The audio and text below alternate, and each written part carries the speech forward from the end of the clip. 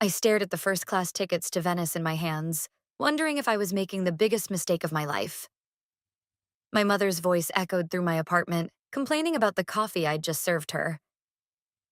Teresa, darling, you know I can't drink this generic brand. I thought with your fancy job you could at least afford decent coffee. That's me. Teresa, 32, successful marketing executive and still desperately trying to please my impossible mother. I tucked the tickets into my blazer pocket and took a deep breath. Mom, I have something for you, I said, walking back to the living room where she sat perched on my cream sofa like it might bite her. If it's more coffee, I'll pass. She wrinkled her nose, pushing the full cup away. Actually, it's something better. I pulled out the tickets and held them up. Happy early birthday. Her eyes widened, perfectly manicured fingers snatching the tickets from my hand. Venice? First class? For once, she was speechless. You always talked about wanting to go, remember? When I was little, you'd show me pictures in those travel magazines. That was before your father left us for that waitress, she said sharply. Before I had to work 2 jobs to support you. I bit back a retort. She'd been playing the martyr card for 20 years, conveniently forgetting the child support checks and alimony that had paid for her shopping sprees. Well, now you can finally go, I said, forcing brightness into my voice. We can go together. 2 weeks in Venice, staying at the Belmond Hotel Cipriani. Everything's arranged. She examined the tickets closely, her expression unreadable. This must have cost a fortune. I've been saving. I thought it would be nice for us to spend some time together. She set the tickets down carefully. When do we leave? Next week. I've already cleared it with work and... Next week? She stood up abruptly. That's too soon. I need time to prepare, to shop. You can't expect me to just drop everything. Mom, please, I checked your schedule with Linda at the salon. You don't have any appointments that can't be rescheduled. She narrowed her eyes. You went behind my back? I wanted it to be a surprise. I felt that familiar knot forming in my stomach, the one that always appeared when she started finding problems with my efforts. My phone buzzed. A text from Isabella. Did you tell her yet? How'd she take it? I ignored it for now. Isabella had warned me this might not go as planned, but I'd insisted on trying. After all, everyone deserves a second chance, right? Well, my mother said finally, picking up the tickets again. I suppose I could make it work, but I'll need new luggage and clothes. You can't expect me to show up at a 5-star hotel looking like a tourist. I've thought of that too. I reached for my purse and pulled out a gift card. For that boutique you like on Fifth Avenue. Her eyes lit up, the first genuine smile I'd seen all morning. She took the gift card, running her finger along its edge. You really did think of everything, didn't you? I want this to be special, Mom. A fresh start for us. She stood up, gathering her designer handbag. Well, I better get shopping then. These things take time to plan properly. As I walked her to the door, she surprised me with a quick hug. You're a good daughter, Teresa. Sometimes I forget that. The words hit me like a punch to the gut. Praise and guilt all wrapped up in one neat package. Classic Mom. After she left, I finally replied to Isabella's text. She said yes. Meeting tomorrow for lunch? Isabella's response was immediate. Absolutely. Need to discuss contingency plans. I smiled, thinking of the precautions I'd already taken. The separate copies of all important documents safely stored with Isabella, the emergency funds set aside, the hotel manager already briefed. Just in case. Because while I wanted to believe this trip would heal our relationship, 20 years of disappointment had taught me to hope for the best but prepare for the worst. Looking at my mother's untouched coffee cup, I remembered something she used to say when I was little. Trust is earned, not given. Well, Mom, I thought, picking up the cup. I guess we'll both find out if you've earned it. I dumped the coffee in the sink, watching the dark liquid swirl down the drain. 1 week until Venice. 1 week until either everything changed for the better, or I learned once and for all that some relationships couldn't be fixed, no matter how much money or effort you threw at them. Either way, at least I'd know. Final boarding call for Flight 789 to Venice Marco Polo Airport. I checked my watch again, pacing near the gate. My mother was 20 minutes late, and my calls kept going straight to voicemail. A cold feeling crept into my stomach, but I pushed it away. She wouldn't. She couldn't. Miss? The gate agent caught my attention. We need to close the doors. Please, just 5 more minutes. My mother... I'm sorry, but we can't delay the flight. Swallowing hard, I handed over my boarding pass. As I walked down the jet bridge, I sent one last text. Mom, I'm boarding. Please tell me you're already on the plane. The first-class cabin was half empty. I scanned the seats, hoping to see her familiar blonde head, but she wasn't there. A flight attendant approached with a sympathetic smile. Can I help you find someone? My mother. We're traveling together. She should be in 2A. The attendant checked her tablet. I'm sorry, but no one has checked in for that seat. My hands started shaking as I sank into my seat. This wasn't happening. I pulled out my phone one last time before the doors closed, dialing Isabella. Bella, she's not here. What? Did she miss the flight? I don't know. She's not answering her phone. Could you already on it? I'll check her house, call around. The flight attendant gestured for me to end the call. We'll figure this out, Isabella said quickly. Just try to rest during the flight. 8 hours later, I stumbled through Marco Polo Airport, exhausted and worried sick. That's when I saw her. My mother standing at the baggage claim, collecting her designer suitcase. Mom, I called out, relief flooding through me. What happened? Why didn't you... She turned, and for a split second, I caught a flash of something in her eyes. Guilt? Triumph? Before she bolted toward the exit. Mom, wait.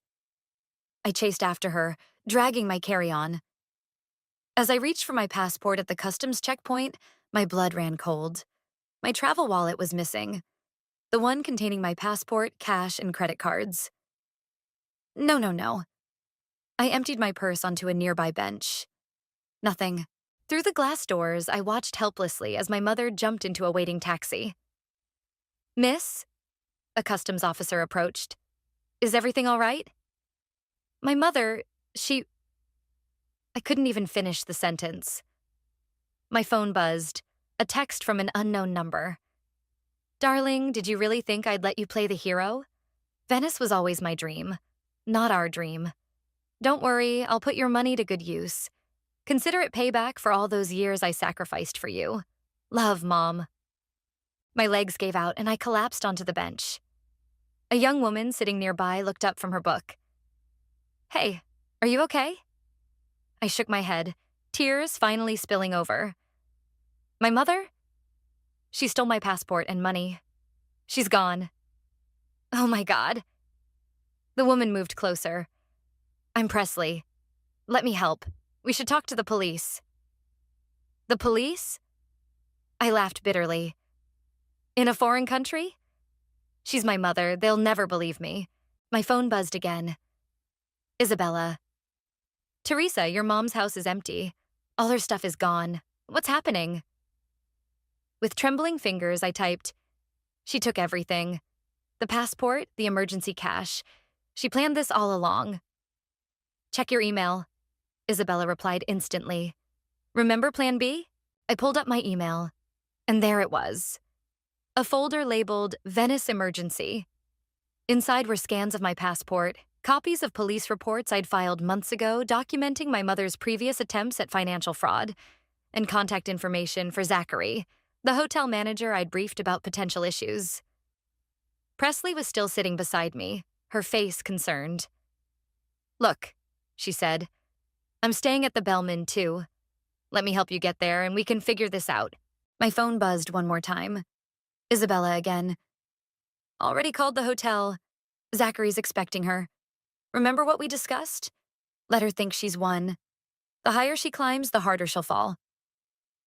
I took a deep breath, wiping away my tears. Thank you, I said to Presley. I'd appreciate that ride. As we walked to the taxi stand, I thought about my mother's text. Payback, she'd said. Well, Mom, I thought, you're not the only one who knows how to play the long game. You taught me well. Maybe too well. The Belmond Hotel Cipriani, please. I told the driver, my voice steady now. Let her think she'd won. Let her enjoy her moment of triumph.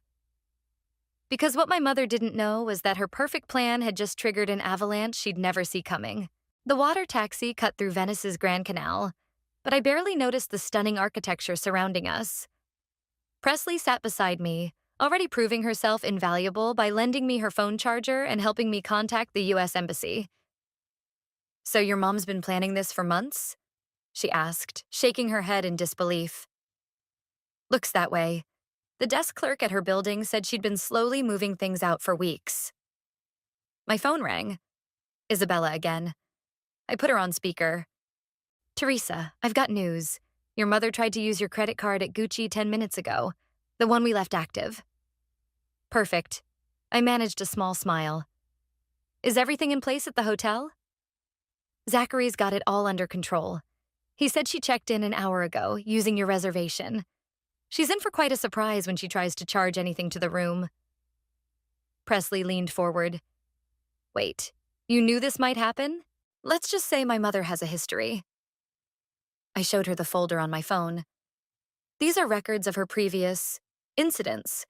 The time she emptied my college fund, the jewelry she borrowed and sold, the credit cards she opened in my name. That's horrible, Presley said. Why didn't you press charges? Because she's my mother, and because I was stupid enough to keep believing she'd change. The water taxi pulled up to the Bellman's private dock. Zachary was already waiting there, his tall figure impossible to miss in his impeccable suit. Miss Teresa, he said, helping me onto the dock. We've been expecting you. Your mother seems quite comfortable in the presidential suite. The presidential suite? I raised an eyebrow. I booked the Garden View room. She insisted on an upgrade. Attempted to charge it to your card, naturally. He smiled thinly. We declined, but allowed her to stay there temporarily. We thought you might want to surprise her. My phone buzzed with another text from my mother. The view from up here is divine, darling. You should see how the sunset hits the water. Oh, wait, you can't. I showed the text to Zachary, who shook his head in disapproval. We have security footage of her arrival, he said, and of her attempting to use your cards. The police have been notified, but they're waiting for your signal before approaching. Presley touched my arm. I have to check in, but my room is on the 3rd floor if you need anything. Room 312. Thank you, I said sincerely, for everything. After she left, Zachary led me to his office. Isabella's face appeared on his computer screen via video call. Okay, Isabella said. Time to review the plan. Teresa, are you sure about this? We can still call the police right now. I thought about all the years of manipulation, the countless times I'd forgiven her, the way she'd smiled when I gave her those tickets. No, she needs to learn. Really learn this time. All right, then. Isabella pulled up a document. The hotel's security cameras are all active. We've got copies of her fraudulent charges. The embassy's sending over temporary documents. And I've contacted some interesting people from her past who are very eager to share their stories. Zachary handed me a room key. You'll be in the executive suite, 1 floor below her.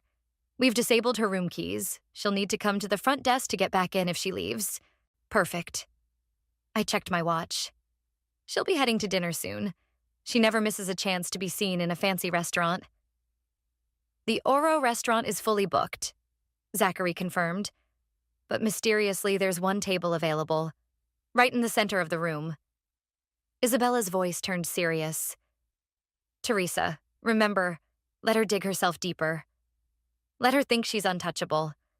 The higher she climbs, the harder she'll fall. I finished. I remember. A knock at the office door made us all jump. Presley poked her head in. Sorry to interrupt, but I thought you should know. Your mother's heading to the restaurant, and she's wearing what looks like a very expensive new dress. I stood up, smoothing my travel-wrinkled clothes. Time to get ready, then. Your luggage has been delivered to your room, Zachary said, including the dress Isabella had sent over.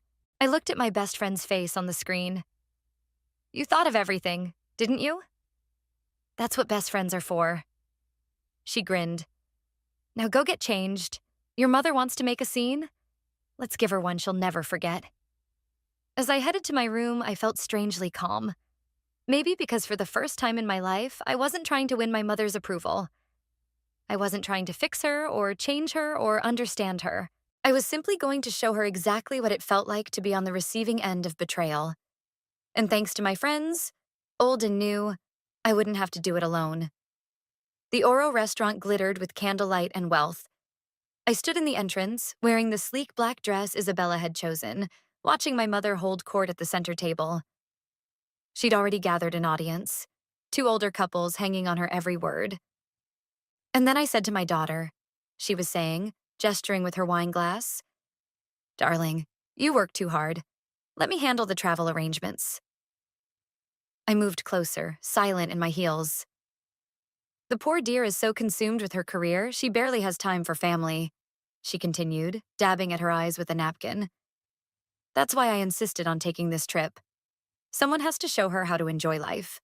How generous of you, I said loudly, making her jump.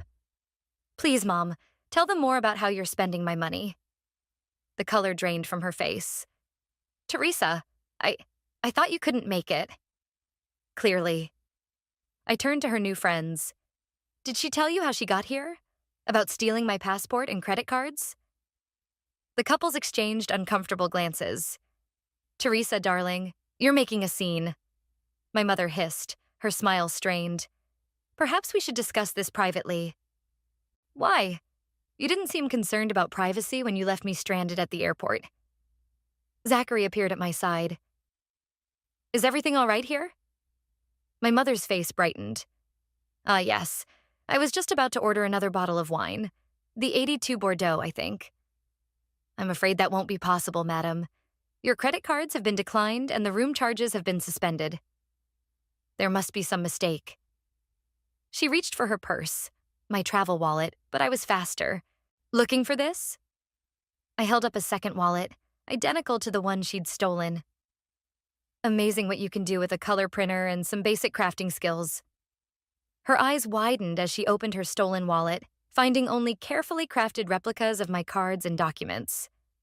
The real ones are safe with Isabella, I said, along with evidence of every fraudulent charge you've tried to make today. The other diners were openly staring now. My mother stood abruptly, her chair scraping against the floor. How dare you embarrass me like this, after everything I've done for you? You mean like emptying my college fund? Or maxing out the credit cards you opened in my name when I was 18? I paid those back. With money you stole from your sister. Yes, Aunt Sarah told me everything. She grabbed her purse. I don't have to listen to this. I'm going to my room. Your room? Zachary stepped forward. I believe you mean the presidential suite that you attempted to charge to a fraudulent credit card? I'm afraid we'll need you to vacate immediately. You can't do this to me. She looked around wildly, but her dinner companions were suddenly very interested in their meals. Security is waiting to escort you out, Zachary said calmly. Unless you'd prefer we call the police? My mother's face contorted with rage. You ungrateful little... Careful, Mom. I nodded toward the security cameras. Everything's being recorded. She straightened her spine, trying to salvage her dignity. Fine, I'll leave. But don't think this is over. Oh, it's not, I agreed. We're just getting started. By the way, how many of your new friends here know about the Williams family? She froze. You wouldn't. Tomorrow's another day, Mom. And I learned from the best how to destroy someone's reputation. 2 security guards appeared at the restaurant entrance. My mother marched past them, head held high, but I caught the tremor in her hands. Your mother's belongings have been removed from the suite, Zachary murmured. We've arranged a room for her at a more suitable hotel across town. Perfect. I sat down at her abandoned table, picking up her half-empty wine glass. And the other arrangements? All in place for tomorrow's gala. Several guests are particularly interested in meeting your mother. I smiled, taking a sip of wine. Excellent. My phone buzzed. Isabella sending a video link. Security footage from the hotel lobby showed my mother trying to argue at the front desk, then being escorted out by security, her designer suitcases wheeled behind her. Sweet dreams, Mom, I whispered, raising the glass in a mock toast. Tomorrow's going to be a day you'll never forget. Across the restaurant, Presley caught my eye and gave me a thumbs up. Other diners were whispering, phones out, no doubt sharing the evening's drama on social media. Let them talk. Let the story spread. Because tomorrow, at the hotel's prestigious summer gala, they'd learn what my mother was really capable of. Not just from me, but from every person she'd ever betrayed. And this time, there would be nowhere left for her to run. The hotel's grand ballroom buzzed with Venice's elite, champagne flowing freely as string musicians played in the corner. I stood near the entrance with Presley, watching my mother work the room. Despite last night's humiliation, she'd managed to talk her way into the gala, dressed in what I recognized as my missing Valentino gown. Your mother's got nerve, I'll give her that, Presley whispered. Just wait. I checked my phone. Isabella, are we ready? Everyone's in position. Isabella's voice came through my earpiece. The Williams family just arrived. And guess who else showed up? Robert from the investment firm. My mother's former boss, the one whose signature she'd forged on company documents. Perfect. Ladies and gentlemen, Zachary's voice boomed through the speakers. Welcome to our annual summer gala. Right on cue, the massive screens around the ballroom lit up with security footage from yesterday. My mother attempting to use stolen credit cards, throwing a tantrum at the front desk, being escorted out. The crowd fell silent. My mother froze mid-conversation, her champagne glass slipping from her fingers and shattering on the marble floor. Some of you may recognize this woman, I said, stepping onto the small stage. Giselle, my mother, expert con artist, master manipulator, and tonight's guest of honor. Teresa, stop this immediately. She tried to march toward me, but 2 security guards blocked her path. Why stop? You always taught me to finish what I start. I gestured to the screens. And we're just getting started. Would anyone like to hear about the Williams Family Trust Fund? An elderly couple stepped forward, the Williams looking exactly as their photos showed. She convinced our grandson to invest his entire inheritance in a fake company, Mrs. Williams said, her voice shaking with anger. He was only 19. That's a lie, my mother shouted. Teresa, how dare you arrange this circus? Is it a lie, Giselle? A man in an expensive suit emerged from the crowd. Robert, looking older but just as intimidating as I remembered. Like the documents you forged with my signature? The ones that lost my clients millions? The whispers grew louder. My mother's face had gone chalk white.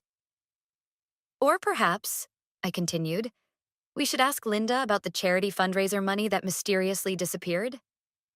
Linda, a woman in her 60s, stepped forward. $300,000 meant for children's cancer research. Gone. This is ridiculous, my mother sputtered. These people are all lying. Teresa is trying to ruin me because she's jealous of my success. Success? I laughed. Let's talk about success, Mom. Show them the accounts, Isabella. The screens changed to display bank statements, credit card bills, loan documents, all showing a pattern of theft and fraud spanning decades. Your success was built on stealing from others, including your own daughter. I turned to the crowd.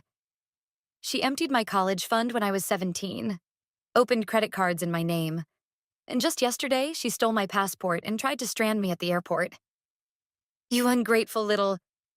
She lunged forward, but the guards held firm. Ungrateful? A new voice rang out. Aunt Sarah emerged from the crowd.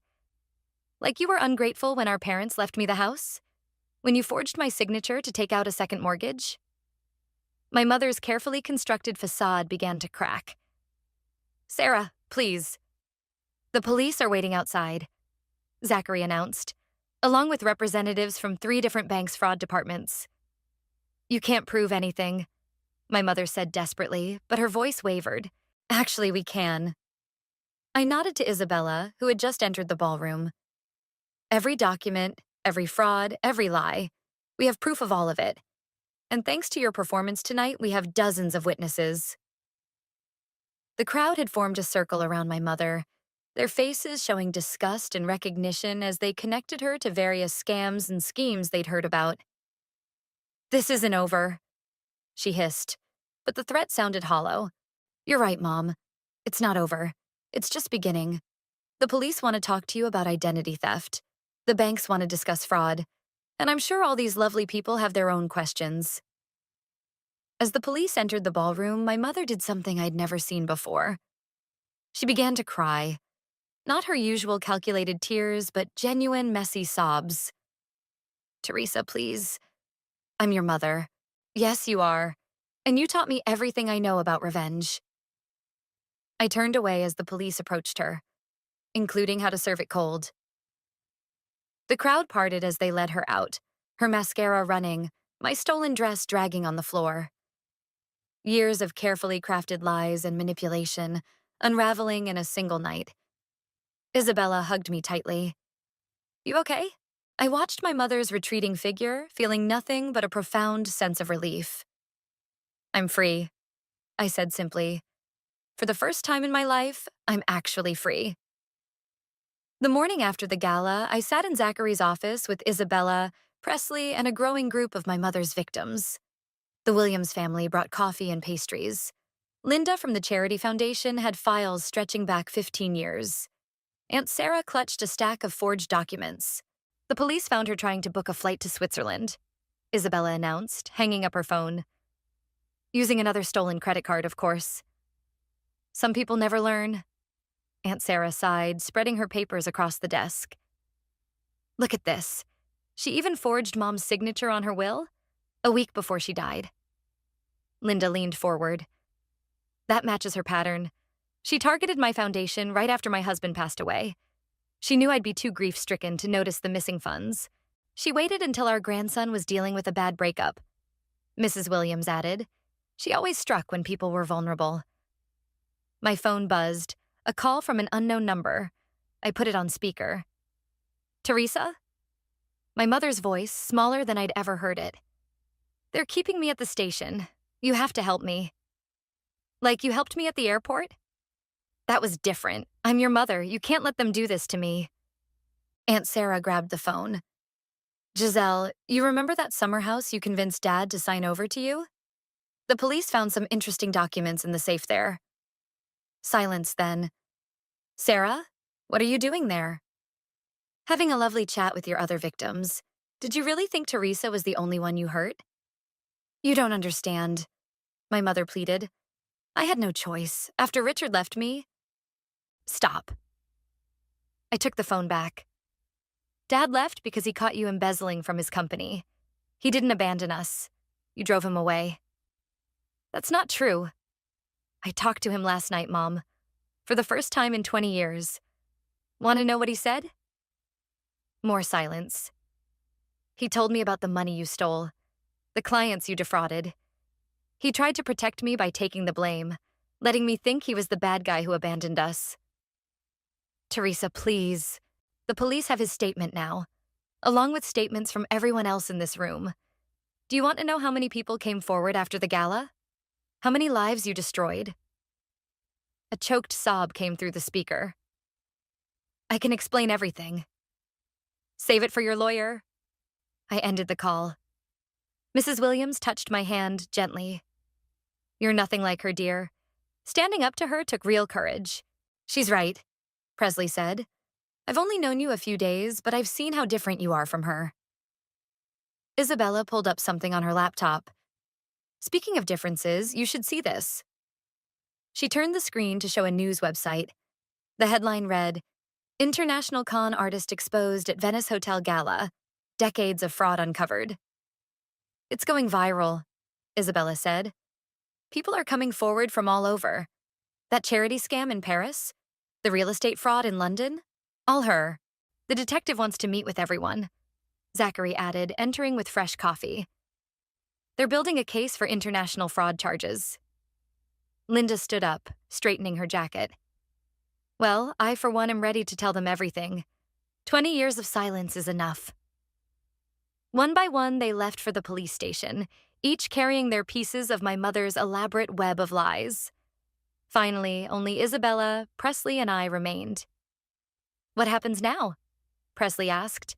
I walked to the window, watching boats cruise down the canal. Now we make sure she can't hurt anyone else. The banks are freezing all her accounts, Isabella reported, and they're investigating everyone she worked with. Your dad's helping track down her overseas assets. My phone buzzed again, another unknown number. This time, a text. Your father was weak. You're weak too. You think this is over? I raised you, Teresa. I made you who you are. You'll never be free of me. I showed the message to Isabella, who immediately started typing on her laptop. Got it. Sending this to the detective now. She's not supposed to contact you. She's scared, Presley observed. That's why she's lashing out. Good. I deleted the message. She should be scared, because tomorrow every single person in this room is meeting with the prosecutor, and we all have stories to tell. Isabella closed her laptop with a satisfied smile. Want to know the best part? That Valentino dress she wore to the gala? The security cameras caught her stealing it from your room. That's another charge to add to the list. For the first time since this all began, I laughed. Really laughed. Because my mother was right about one thing. She did make me who I am. She taught me to be smart, to be careful, to always have a backup plan. She just never expected me to use those lessons against her. The courthouse in Venice was smaller than I expected. I sat in the front row watching my mother in her prison-issued clothes, a far cry from her stolen designer wardrobe. The preliminary hearing had drawn a crowd, including every person she'd wronged who could make it to Italy. The prosecution calls Teresa to the stand, the prosecutor announced in Italian, with the court translator echoing in English. As I walked to the witness stand, my mother caught my eye. You don't have to do this, darling, she said softly. Family protects family. Is that what you were doing when you left me stranded at the airport? Her lawyer shushed her as I took my seat. Please state your relationship to the defendant, the prosecutor began. She's my mother, though I use that term loosely now. Can you describe the events that led to her arrest? I recounted everything, the stolen passport, the credit cards, the elaborate setup at the hotel. With each detail, my mother's face grew darker.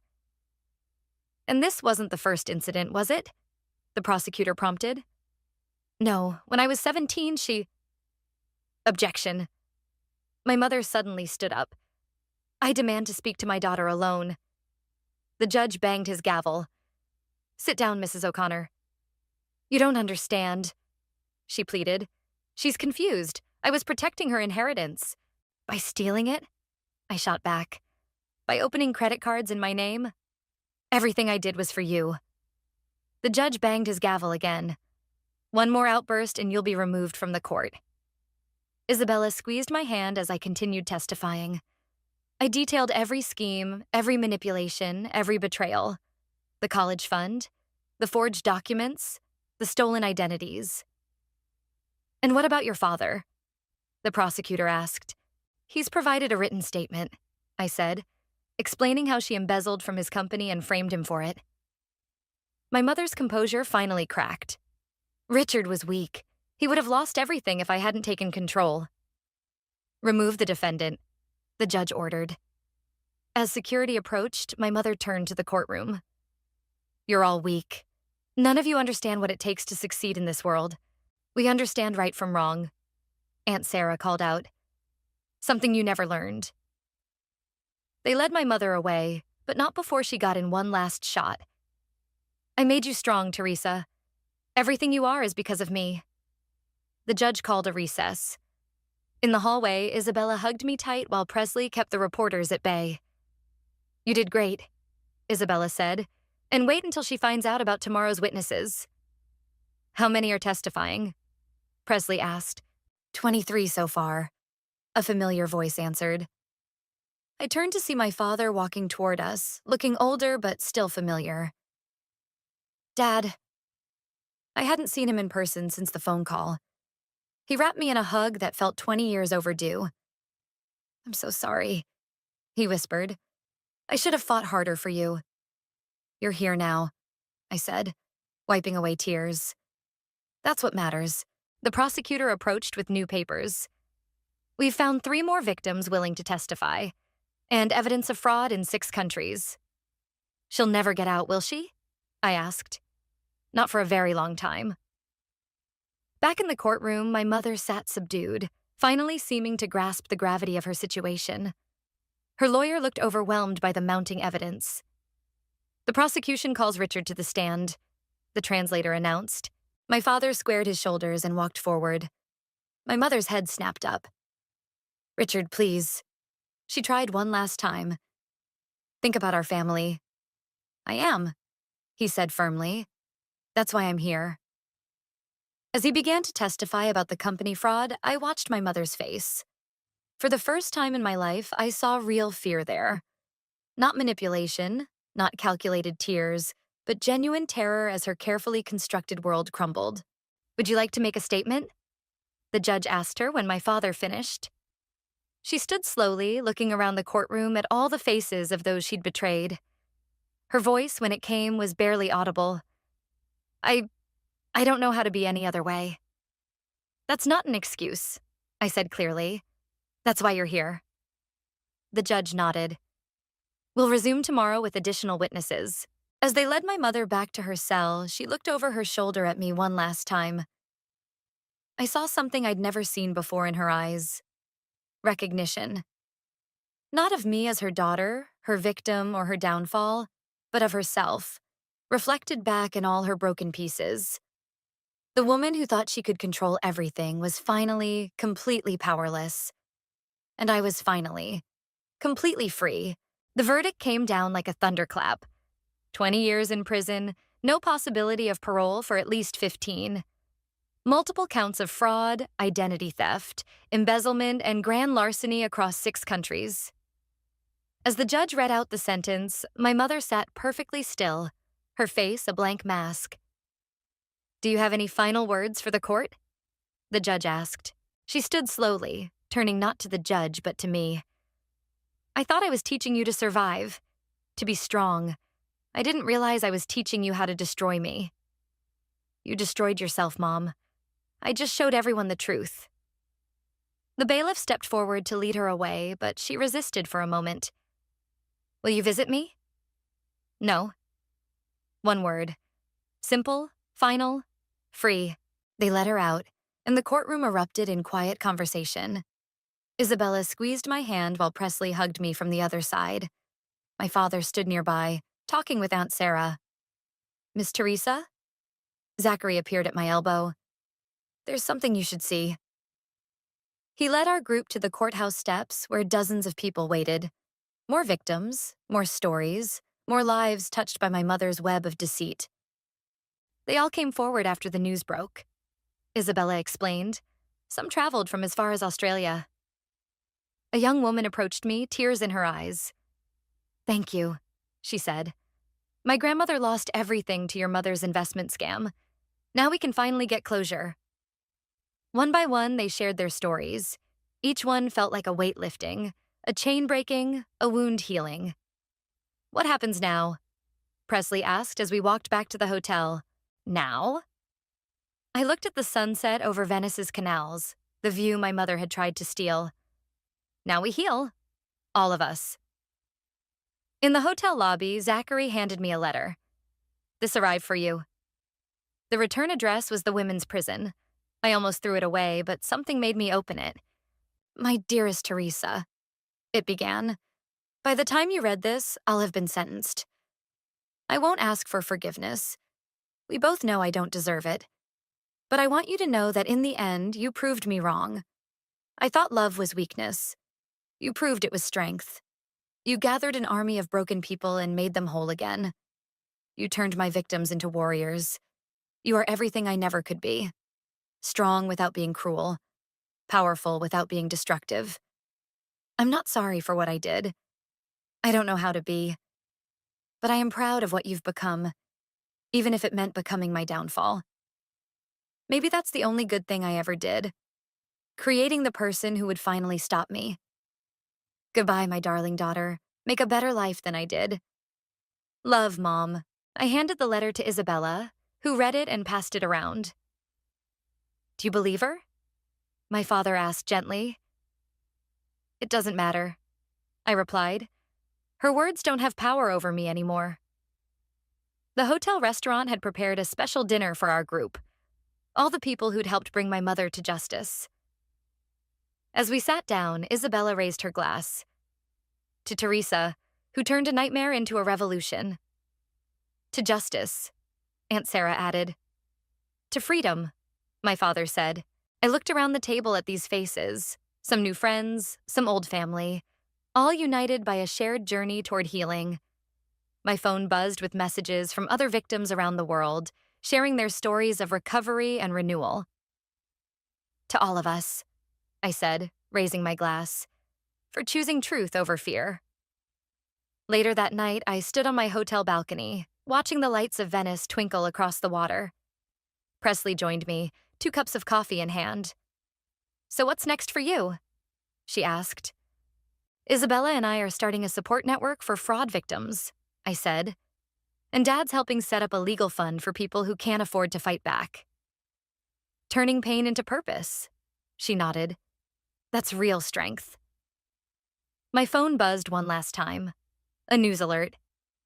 My mother's face stared back from the screen, but it didn't affect me anymore. She looked small now, diminished, just another criminal in prison clothes. I deleted the alert without reading it. You know what the best revenge is? I asked Presley. Living well, being happy, helping others. Your mother never understood that kind of power. No, I agreed. She never did.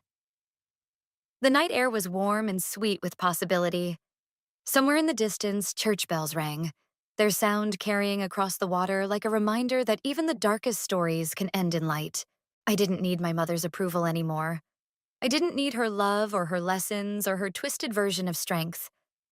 I had something better. Truth, justice, and a family of choice who showed me what real love looks like. That was worth more than all the stolen fortunes in the world.